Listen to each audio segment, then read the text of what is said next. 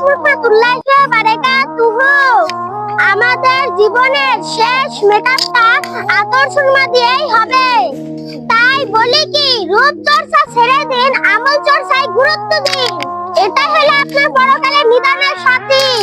ভিডিওটি ভালো লাগলে লাইক শেয়ার সাবস্ক্রাইব করে দিবেন, সাথে বেল আইকনটা বাজিয়ে দিবেন। তোমার মতো এত আদর কেউ তো করে না, সবার থেকে প্রিয় তুমি।